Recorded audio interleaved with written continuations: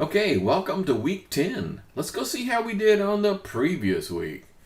A lot of you had a little trouble with this, and I kind of noticed there was an awful lot of questions coming up, and I kind of peeked at how you guys were doing. So I decided to add an announcement to give you guys some hints so you wouldn't have to struggle quite so bad.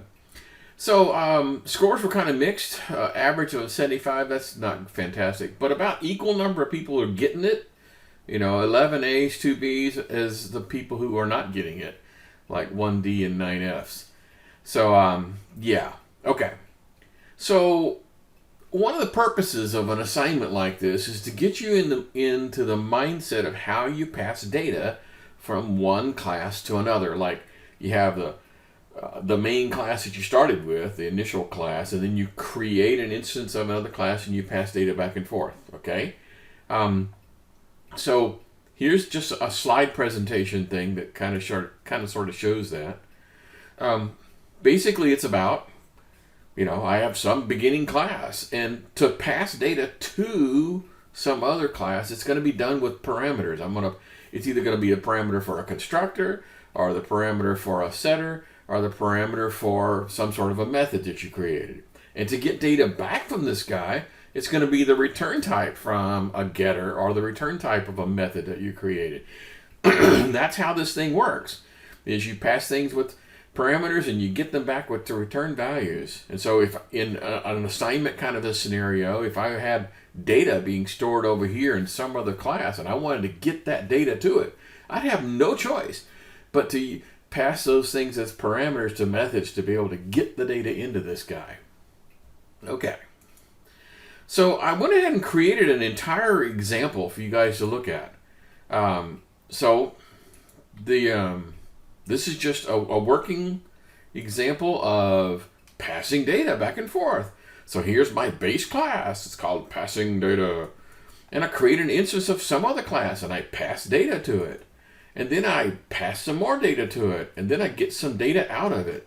Okay, so if you're having a little trouble, take a peek at that. Okay. So here's the hints file that I provided before the assignment was actually due. So let's just go through it. So you got to understand how these methods work. There's a prompt for integer method, which I really expected you to use that anytime that you're asking a user for a number. If you're asking them for students, I'd expect you to use that. If you're asking them for the IQ, I'd expect you to use that. If you're asking for shoe size, I expect you to use that. I mean, that's what this is all about, is being able to have these small utility things that you can just use over and over again.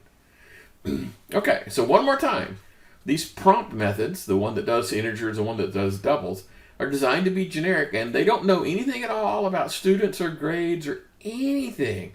They're just generic little applications, methods that you can use over and over again. Okay, just like the assignment said, the data is being stored in a private two-dimensional array inside the gradebook class. Yeah, that's where I wanted it. I put it there on purpose. So that means the only way you can get data into that thing is to use some sort of a method. I wonder if there's a method in the class diagram that says something about inputting scores or entering data. I wonder if there's anything in there that would give you a clue as to how you would use a method to be able to put this data in there. Okay, so the input grade is that technique. That's the method that an outside class would use to be able to put data in there. Okay, and remember to use meaningful names, particularly if you're doing an inner and outer loop. Okay, so yes, I did deliberately make this so that you would have to think about where you would put your code. That's a very good part about programming, is figuring out where things go. It's not just the mechanics of, semicolons and parentheses and keywords. It's more about where the heck does this stuff go. So that's kind of important. Okay, so if you looked at the hints before you submitted your assignment, or if you look at the data that I provided in the discussion forum after you submitted the data, you should, I think, have everything you need to be able to say, oh, okay, I got it. Let me fix that and move on. Resubmit and get a better grade. Okay? Cool. Let's go look at the schedule. So here we go. So here we are at week 10. So it's chapter 9 and quiz 4. Let's go take a peek at the quiz real quick. So, quiz 4 is a strange one because it's only got 10 questions in it. Well, plus one extra credit question. Because it only covers that one chapter 8, and chapter 8 really doesn't have that much stuff in it. And so, typically quizzes are like 2 chapters. So only 10 questions here, plus an extra credit question.